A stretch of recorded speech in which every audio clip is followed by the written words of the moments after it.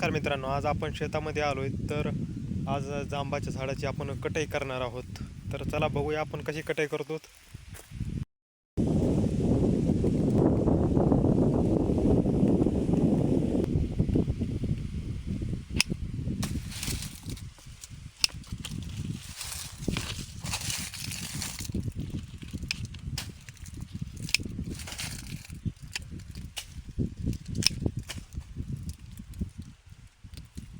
जास्त छाटणी केल्याच्या नंतर फुलधारणा जास्त होते, त्यामुळे आपल्याला हे छाटणी अवश्य करावं लागते.